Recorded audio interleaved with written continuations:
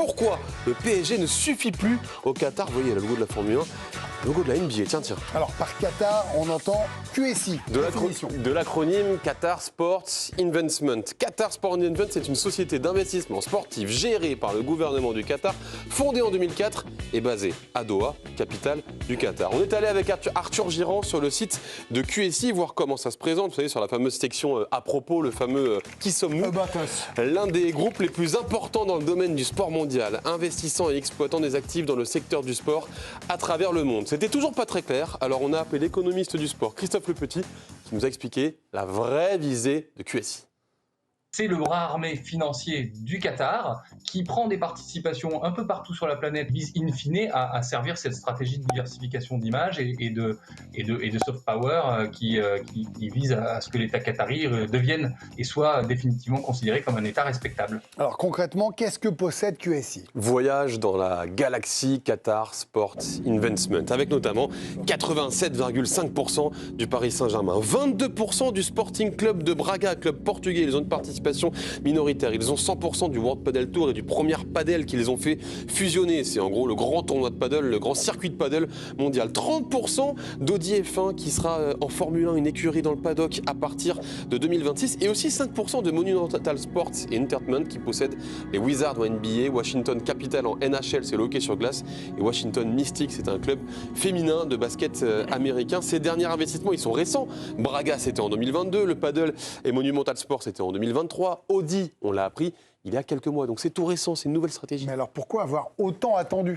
C'est vrai que pendant longtemps, QSI, c'était, pour nous en tout cas, beIN Sport et le Paris Saint-Germain. Les esprits chagrins se diront que c'était peut-être lié, cette diversification de portefeuille, à la récente déclaration de Nasser El Khelaifi. Dans le journal Bild, c'était en mars dernier, au début du mois, pardon, puisqu'on est en mars toujours. Si l'on regarde le traitement réservé aux entreprises et aux personnes qataries en France, oui, ce n'est pas objectif. Depuis plusieurs années, nous nous désengageons progressivement pour investir dans des environnements plus accueillants et équitables. Mais il y a une réalité plus pragmatique, c'est surtout qu'ils avaient un premier objectif avec le Paris Saint-Germain, et c'est ce que nous a expliqué Arnaud Herman, l'une des plumes du journal L'Équipe, qui suit notamment le Paris Saint-Germain. Ils ont mis du temps, je pense que ça répondait, à mon avis, à différentes problématiques. L'objectif numéro 1, ça restait le Paris Saint-Germain, toujours avec la perspective de gagner la Ligue des Champions. La grande réussite du Paris Saint-Germain, c'est d'avoir placé l'Émirat sur la carte du monde. Aujourd'hui, à peu près tout le monde sait placer le Qatar sur une carte, ce qui n'était pas du tout le cas à son arrivée. Le PSG, c'était la vitrine quotidienne de la diplomatie par le sport du Qatar, avant même la tenue de la Coupe du Monde. Et maintenant que le Paris Saint-Germain fait partie du gratin du sport mondial, c'est l'un des clubs de sport les plus valorisés au monde, QSI peut aller plus loin. À partir de là, ils ont décidé de capitaliser et maintenant qu'ils ont obtenu ce pourquoi ils ont investi au départ, c'est-à-dire cette reconnaissance, cette diplomatie un peu par le sport, le soft power, ils sont lancés dans une autre phase, dans une autre volonté qui est de se diversifier, d'étendre leur pouvoir un peu partout. Ça permet aussi de toucher différents publics, différentes régions du monde. On est dans cette phase de développement d'un projet pour faire de QSI un acteur mondial du sport. Alors par exemple, pourquoi ils vont sur des clubs comme Braga ? Parce que le vaisseau amiral doit rester le Paris Saint-Germain, notamment évidemment au niveau du football. On a discuté aujourd'hui avec João Paiva, il est journaliste portugais, il travaille pour CNN Portugal. Il nous a expliqué pourquoi QSI a choisi Braga. It kind of made sense because Braga is in a growing process. They always wanted to become a Portuguese champion. They know that they can do that with investment, and that's what's happening here. It's a good way for the Qatar to rotate the players that don't play in the main team. It's a growing process, and the investment that isn't shown yet, like money-wise, in the transfer windows, it's going to become visible. Et donc QSI augmente les actifs que sont les joueurs, et en augmentant les actifs, qu'est-ce qui se passe ? Ce qui vise in fine quand même une chose, c'est aussi de donner de la valeur à son portefeuille. C'est aussi ça l'objectif, c'est de pouvoir avoir un actif global qui soit composé de plusieurs franchises de sport. Et alors, la nouvelle énorme info du jour, c'est la possibilité NBA. Il faut savoir que, et c'est acté par la NBA, ils souhaitent lancer une compétition en Europe. Justement, le projet devrait être présenté dans les heures à venir aux différents propriétaires des franchises américaines. La NBA aurait approché, selon Sportico, qui est un média espagnol, 11 villes différentes en Europe. Regardez, ça fait envie, franchement. Madrid, Barcelone, Munich, Berlin, Londres, Manchester, Milan, Rome, Istanbul, Athènes. Et le dernier, c'est Paris. L'objectif, c'est d'approcher des gros clubs de foot pour leur proposer d'avoir une franchise. À Paris, le gros club de foot, c'est le PSG. Le Paris Saint-Germain. Et du coup, la question a été posée à QSI par un certain Loïc Tanzi, ici présent, et un porte-parole de QSI a répondu à Loïc Tanzi.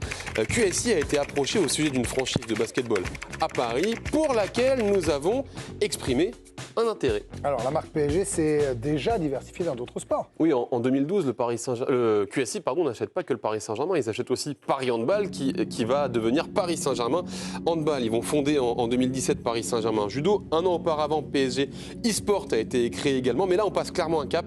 Ça servirait et QSI et le Paris Saint-Germain, bien sûr. Ça viendra servir globalement la valeur du groupe, la valeur de l'investissement. Et si d'aventure cette franchise-là prenait le nom de Paris Saint-Germain Basket, ça viendrait servir encore plus la stratégie de faire du Paris Saint-Germain une franchise de sport internationale globale. Maintenant, la question qu'on peut se poser, c'est pourquoi tout ça sort maintenant, soudainement, aujourd'hui. Eh bien, Arnaud Herman nous a évoqué une piste à laquelle on n'avait pas forcément pensé. Pour les connaître assez bien, ou en tous les cas les avoir côtoyés de près pendant de longues années, rien n'est jamais fait innocemment. Ça intervient à un moment, toutes ces communications, à l'heure où le président, qui est un peu la tête de gondole du Qatar à l'international, Nasser Al-Khelaifi, va se retrouver dans un documentaire un petit peu à charge, ou en tous les cas qui va critiquer son fonctionnement. Ouais, voilà, ça me surprend un petit peu que tout ça sorte d'un seul coup. Le fameux contre-feu dans la communication, ça marche toujours bien. La preuve, on vient de parler de 10 minutes de Qatar Sport Investment et ces nouveaux investissements qui, communication ou pas, semblent bien réels en tout cas. Merci Adrien. On en parle là tout de suite. Vous avez un petit doute sur... Alors, Arnaud a raison, en général, les contre-feux, ils arrivent. Bien sûr. Mais là, par exemple, c'est la NBA qui prend en main le dossier. C'est la NBA qui fait fuiter ça aux médias espagnols. Ce n'est pas un média français qui le sort de base, c'est un média espagnol. Et donc, c'est la NBA qui a voulu communiquer pour voir comment allait réagir le marché avant d'en parler d'abord. Mais QSI répond. QSI répond, oui, derrière. Après, ils utilisent peut-être ça pour faire un contre-feu, mais la base, c'est pas eux. Pour ceux qui disent, mais le basket, la NBA, qu'est-ce qu'il y a ? Je vais essayer de faire très simple, en 20 secondes. Même Tony Parker, qui possède Villeurbanne, vous savez qu'il y a une des 3 équipes françaises en Euroleague, avec Paris et avec Monaco, a été contacté, ancien grand joueur, évidemment, Hall of Fame, voilà. C'est pas pour créer une nouvelle division qui se rajouterait aux conférences actuellement NBA, c'est vraiment faire une NBA Europe qui, dans l'idéal, pour eux, fusionnerait avec l'Euroleague de basket actuellement. Seulement voilà, il y a des équipes historiques en Grèce, en Turquie, en Serbie, où vous voulez, qui n'auraient pas les moyens financiers, les grands clubs, pour suivre ça. Eux, ils disent qu'ils voudraient garder l'esprit Euroleague. C'est un dossier qu'on va suivre, parce qu'il y a une conférence de presse qui a lieu possiblement là pendant l'émission. Donc, à voir ce que pensent aussi les fans de l'Euroleague par rapport à ça, à l'histoire, s'ils ont peur d'être absorbés. Vous, ça vous semble un bon projet ? Ça vous plaît bien, cet investissement-là ?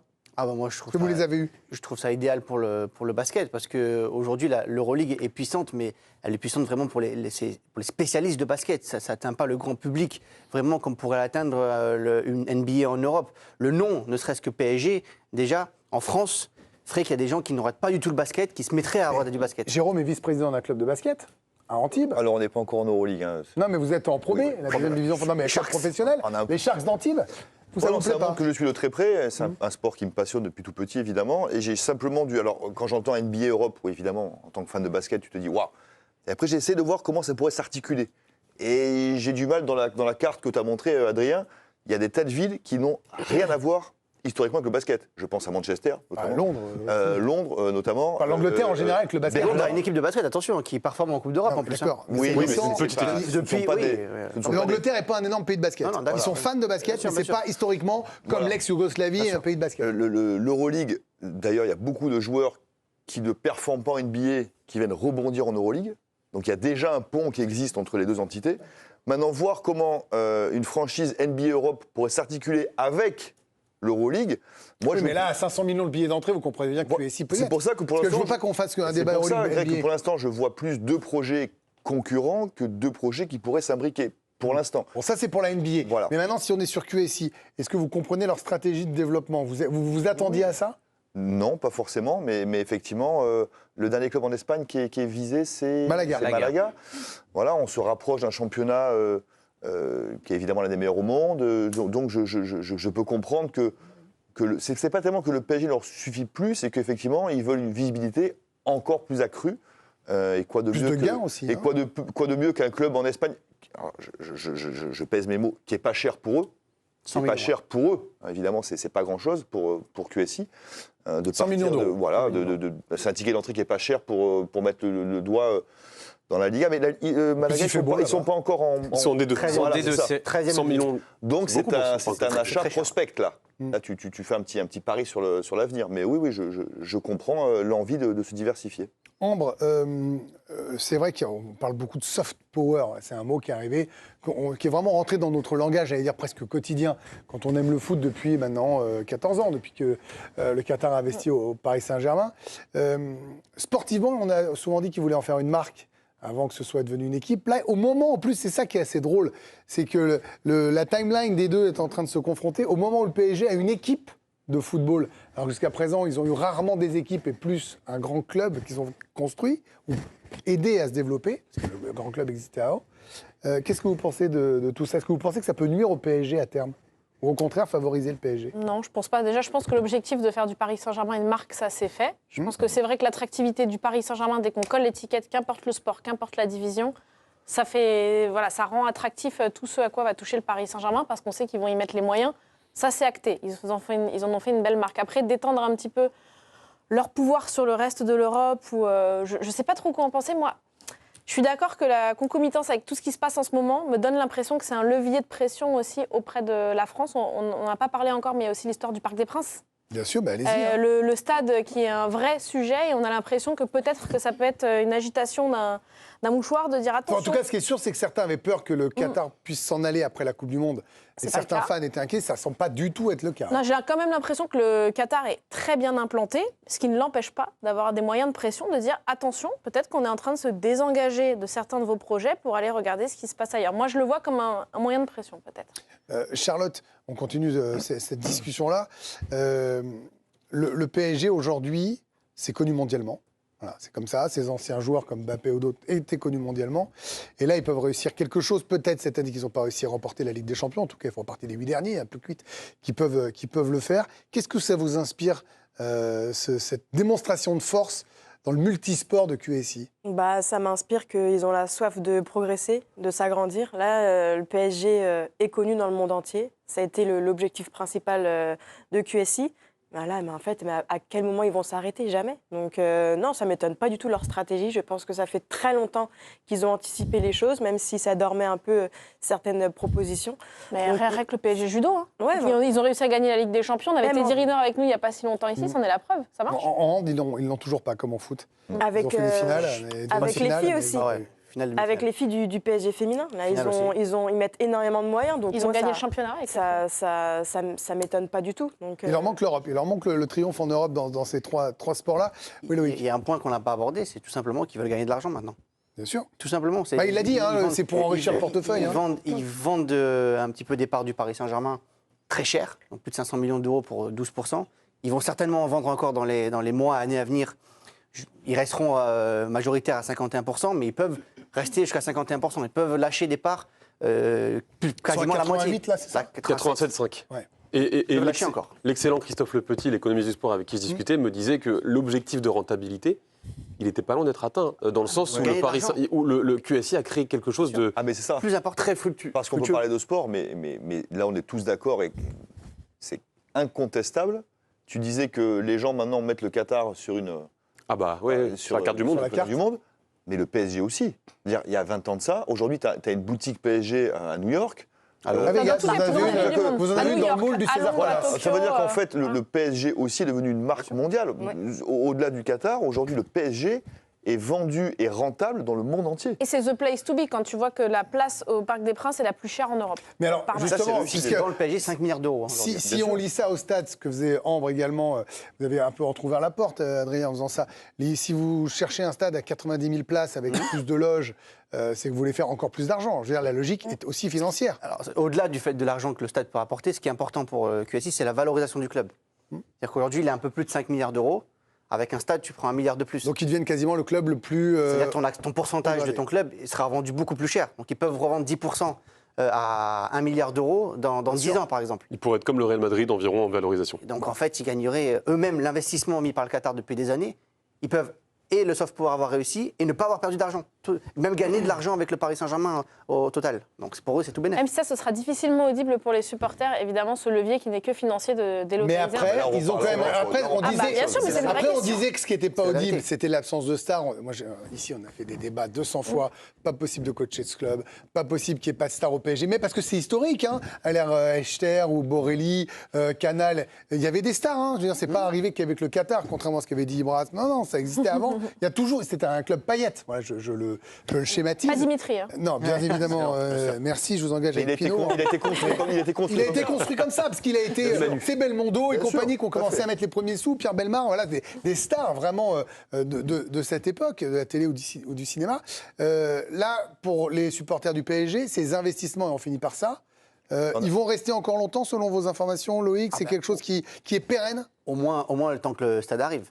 Ok. Après, une fois que le stade sera arrivé, que en termes de valorisation, c'est difficile d'aller plus haut, là, peut-être qu'il pourrait se poser la question. Mais bon, il y a 10 ans encore. Mais le stade, c'est pas fini l'histoire parce que la mairie va changer de main là bientôt. Donc Bah, il y le a les dossier va se municipales. réouvrir Mais il y aura peut-être. non construction, même s'ils achètent le Parc des Princes. Non, mais est-ce qu'ils peuvent ils vont décider reconstruire, Ouais, mais est-ce des nouvelles Attends, c'est tribunes. à qui ça Donc, Et c'est à qui qu'ils vont avoir un nouveau stade Il n'y a pas moyen de peut-être si un la joueur mairie avoir change le pas choix. d'avis, Ça prospecte Mais encore. la mairie, elle va partir. C'est fini la mairie dans quelques. Oui, mais enfin, vous Il y a pouvez une avoir la mairie, même idée que Madame oui, Hidalgo. bien sûr. Non, je parle la de- mairie peut rester à gauche. Bien sûr, mais je parle de réouvrir le dossier. Ah, ça, éventuellement. je sais pas, ça dépendra mais des même hommes et des s'ils femmes en place. achètent le Parc des Princes, il faut tout refaire au parc. Voilà, non, c'est Donc, pour tant ça. que les travaux ne seront pas finis, ils seront encore. On parlait de contre-feu, pour terminer le pourquoi, vous l'avez évoqué, Arnaud Herman l'a évoqué également. Ce soir, il y a un complément d'enquête chez nos confrères de France Télévisions, sur France 2, et Véronique Rabiot, qu'on avait reçue dans l'émission, elle a déjà préparé l'apéro du complément d'enquête. Là. Ouais, elle s'est exprimée au sujet de Nasser El Khelaifi, et puis on sent que c'est assez tendu, hein, finalement. Bon, c'est pas une surprise pour personne. Elle a évoqué les relations avec le président du Paris Saint-Germain. Il m'avait dit ce sera la guerre, donc quand Adrien Rabiot était mis au placard au Paris Saint-Germain. Et ça a été effectivement la guerre. Je pense que je le connais bien. Nous nous sommes souvent rencontrés de 2014 à 2018. Il peut être sympathique, abordable. Il peut être franchement désagréable. Véronique Rabiot, qui s'est aussi exprimée sur le cas des banderoles qui avaient été déployées au Parc des Princes, il est responsable de ce qu'il se passe dans son stade. Il y a des gens qui peuvent contrôler, qui sont sous ses ordres. Tout le monde sait ça. Je n'invente rien.